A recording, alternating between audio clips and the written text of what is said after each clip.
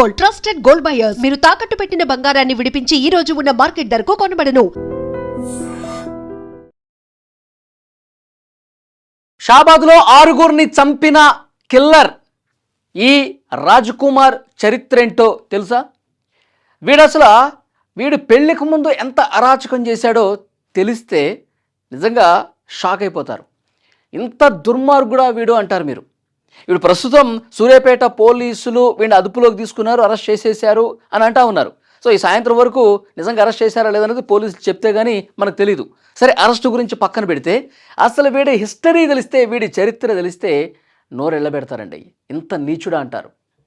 వీడు ఇంటర్మీడియట్ చదువుతున్నటువంటి సమయంలో ఇప్పుడు ఆల్రెడీ వీడి భార్య ఉంది కదా సరితను కూడా చంపేశాడు వీడు, పిల్లల్ని కూడా చంపేశాడు కదా.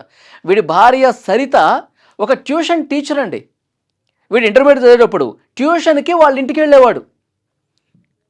వీడికంటే 6 సంవత్సరాలు పెద్దది సరిత. ట్యూషన్కి వెళ్తూ నువ్వంటే నాకు ఇష్టం, నువ్వంటే నాకు చాలా ప్రేమ ఉందని చెప్పి ప్రేమ పేరుతో వేధించడం మొదలుపెట్టాడు. ఇక రోజు అదే పని. వీడు ఆ ట్యూషన్కి వెళ్ళి చదవడం సంగతి పక్కన పెడితే వెకిలి వేషాలు, ఇబ్బంది పెట్టడం, ప్రేమ పేరుతో రోజు మాట్లాడటం, బలవంతంగా ఏదో ఒకటి మాట్లాడే ప్రయత్నం చేయటం, దారిలో అడ్డగించటం. సో ఇలాంటి వికృత చేష్టలన్నీ చేసేవాడు. సరితకి వాళ్ళ ఇంట్లో సంబంధాలు చూస్తున్నారన్నా సరే ఏదో ఒకటి చెప్పి ఆ సంబంధాలని పూర్తిగా చెడగొట్టి ఎంటబడితే ఇక చేసేదేమీ లేక వీడికిచ్చి పెళ్లి చేశారు వాళ్ళ ఇంట్లో వాళ్ళు.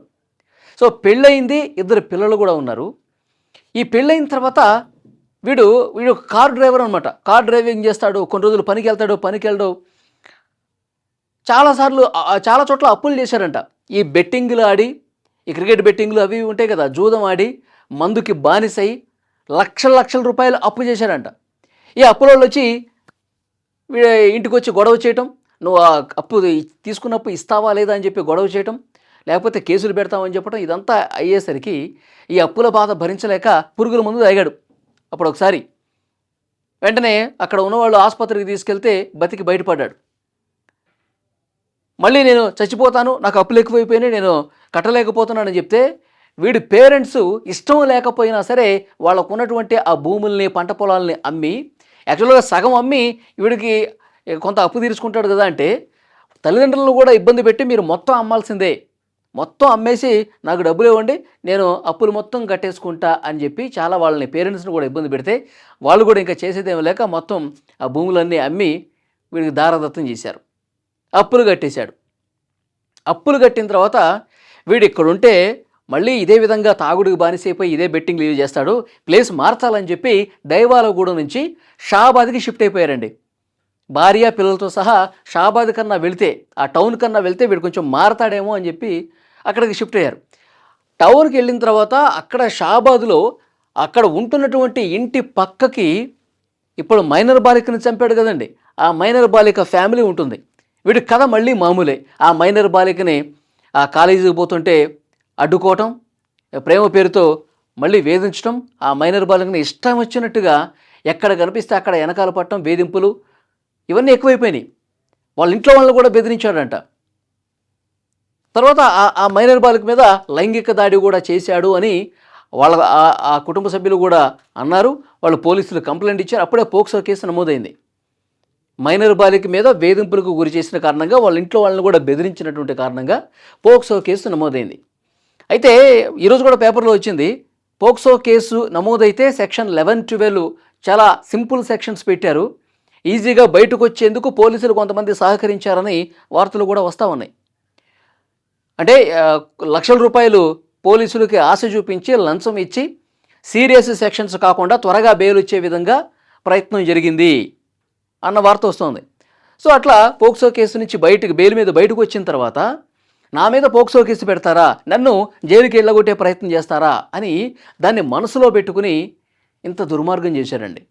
అంటే భార్య సరిత కూడా, నువ్వు ఇక్కడ ఊళ్ళో ఉన్నప్పుడు ఇంతే చండాలం చేశావు, ఇక షాబాద్కి వెళ్తే ఆ మైనర్ బాలికని అమ్మాయి చిన్నపిల్లనని కూడా చూడకుండా ఆ అమ్మాయిని ఇబ్బంది పెడుతున్నావు, నువ్వు అసలు మారవు, అసలు నేను నీకు విడాకులు ఇచ్చేస్తాను, నా వల్ల కావట్లేదు అని రోజు గొడవ. రాజ్కుమార్తో భార్య సరిత రోజు గొడవ. నీకు 2 చిన్నపిల్లలు ఉన్నారు, మన కుటుంబం ఏంటి, మన బాధలు ఏంటి, నువ్వు అసలు సరిగా పనికి వెళ్ళవు, తాగుబోతుగా తయారైపోయావు, ఊళ్ళో అమ్మాయిలను కూడా వదిలిపెట్టట్లేదు, నీతో అసలు నా వల్ల కాదని చెప్పి రోజు గొడవ పెట్టుకుంటూ ఉండేది భార్య. మరోవైపు ఈ మైనర్ బాలిక వాళ్ళ పేరెంట్స్ వాళ్ళ తల్లి, నానమ్మ, ఆ కుటుంబ సభ్యులు వాళ్ళందరూ కూడా వీడి మీద కేసు పెట్టడం, జైలుకి వెళ్ళి వచ్చాడు కదా. సో ఇదంతా మైండ్లో ఉంది వీడికి. సో నాకు వీళ్ళు ఈ 2 కుటుంబాలు నాకు అడ్డుగా ఉన్నాయి. నాకు ఆ మైనర్ అమ్మాయి అంటే నేను ఇష్టము, ఇప్పుడు ఆమెతో నేను కలిసి ఉండాలి, కాబట్టి అటువైపు నుంచి వాళ్ళు ఉండకూడదు, వాళ్ళ ఇంట్లో వాళ్ళు. నాకు ఫ్రీగా ఉండటానికి ఇబ్బంది ఉంది, భార్య పిల్లలు ఉంటే ఇక నేనేమీ చేయలేకపోతున్నా, నాకు రోజు వీళ్ళతో గొడవ అయిపోయిందని చెప్పి ఇది కూడా మైండ్లో పెట్టుకున్నాడు. మైండ్లో పెట్టుకుని ఒక కత్తి తీసుకుని చాలా దారుణంగా ఆ కుటుంబంలో ఉన్న నానమ్మని, అమ్మని చంపేశాడు. ఆ మైనర్ బాలికని జుట్టు పట్టుకుని ఈడ్చుకుంటూ ఈ చెరువు దగ్గరికి తీసుకొచ్చి ఇక్కడ చంపేశాడు.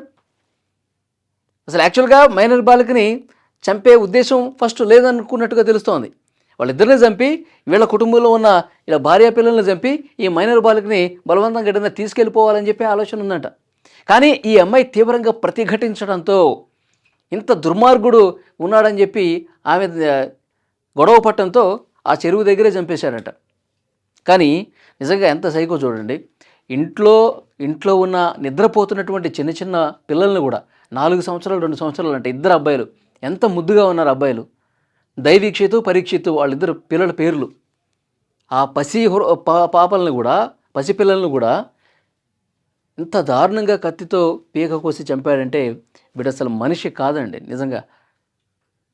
అది వీడి చరిత్ర ఏంటంటే ఇంటర్మీడియట్లో ఉన్నప్పుడే ట్యూషన్కని వెళ్ళి తనకంటే వయసులో పెద్దదైనటువంటి సరితని ఇబ్బంది పెట్టి ఆ పెళ్లి చెడగొట్టి ఆమెను పెళ్లి చేసుకుని ఆమె జీవితాన్ని నాశనం చేసి తర్వాత వాళ్ళ ఇంట్లో వాళ్ళను కూడా ఇబ్బంది పెట్టి ఉన్న భూములు ఆస్తులను కూడా అమ్మేసి వీడు తాగుడికి బానిసైపోయి, జూదాలకు బానిసైపోయి ఇంత చేసి తర్వాత మైనర్ బాలికను కూడా వెంటపడి ఆమె జీవితాన్ని నాశనం చేసి ఆ కుటుంబాన్ని నాశనం చేసి ఇంత అరాచకం చేసినటువంటి వెధవ వీడు. ఈ ఘటన జరగకముందు రాజకుమార్ భార్య సరిత వాళ్ళ ఆడుపడుచుకు ఫోన్ చేసి చెప్పేదంట, నేను అసలు ఉండలేని వీడితో నేను విడాకులు ఇచ్చేస్తాను. వాడు గొడవ పడ్డప్పుడు చెప్తా ఉండేవాడంట, యూట్యూబర్ వైష్ణవిని భర్త చంపేసి వెళ్ళిపోయాడు కదా, జైలుకి పోయాడు, ఇప్పుడు ప్రశాంతంగా ఉన్నాడు వాడు. ఆ రోజు 4-5 రోజులు మాట్లాడుకున్నారు, మీడియాలో అది వచ్చింది. ఏం చేశారు వాడిని ఏమైనా చంపారా? మళ్ళీ మర్చిపోతారు, అందరూ మర్చిపోయారు. ఇప్పుడు వాడు మళ్ళీ బయటకు వస్తాడు, హ్యాపీగా ఉంటాడు. నేను కూడా అంతే, ఇప్పుడు నిన్ను చంపినా, నీ పిల్లల్ని చంపినా, నేను ఎవరిని చంపినా 4 రోజులు పోయాక నన్ను అరెస్ట్ చేస్తారు, అసలు ఈ కేసు గురించే మర్చిపోతారు, నేను మళ్ళీ బయటకు వస్తాను బెయిల్ మీద. ఇదే ధీమా. ఎందుకంటే ఇప్పుడు పోక్సో కేసులో అరెస్ట్ అయ్యి బయటకు వచ్చేసాడు కదా, చాలా ధీమా ఉంది వాడికి. నేను అరెస్ట్ అయినా జైల్లో ఉన్నా వెంటనే బెయిల్ మీద బయటకు వచ్చేస్తా, నాకేం ఇబ్బంది లేదు, కాబట్టి ఇప్పుడు ఇంతమందిని చంపినా మళ్ళీ నేను బయటకు వచ్చేస్తా, అది వాడి ధీమా. వాడు ఇంత క్రిమినల్గా తయారు కావటానికి వాడుకున్నటువంటి ధైర్యం, ధీమా ఏంటంటే నన్ను ఎవ్వడూ ఏమి చేయలేడు, నేను హ్యాపీగా మళ్ళీ బయటకు వచ్చేసి నేను ఏది చేయాలనుకుంటే అది చేసేస్తాను, ఎవరిని చంపాలనుకుంటే వాళ్ళని చంపేస్తాను. ఇది వాడు అనుకుంటుంది. వాడు మైండ్ సెట్ ఇట్లా తయారైంది. సో డెఫినెట్గా ఇప్పుడు సూర్యాపేట పోలీసులు అదుపులో ఉన్నారని చెప్పి వార్త వస్తుంది, కానీ పోలీసులు రూఢి చేసేంత వరకు, వాళ్ళు కన్ఫర్మ్ చేసేంత వరకు ఏమీ చెప్పలేని పరిస్థితి. కానీ వీడు నిజంగా పోలీసులు అరెస్టు చేస్తే కనుక వీడిని ఏం చేయాలో తప్పకుండా మీరు కామెంట్ బాక్స్లో తెలియజేయండి. వీటి చరిత్ర చూసాం, అప్పటి నుంచి కూడా అందరినీ ఇబ్బంది పెట్టుకుంటూ వస్తున్నాడు. మరి పోలీసులు ఏం చేస్తారు? జైల్లో పెట్టి మళ్ళీ బెయిల్ మీద బయటకు వచ్చే ప్రయత్నం జరుగుతుందా, లేదంటే ఇక జీవితంలో బయటకు రాకుండా జైల్లో ఉంచుతారా? ఇంక ఇది కాకుండా ఇంకా కొత్తగా ఏమన్నా పోలీసులు చేయబోతున్నారా? మీ కామెంట్ కూడా చెప్పండి.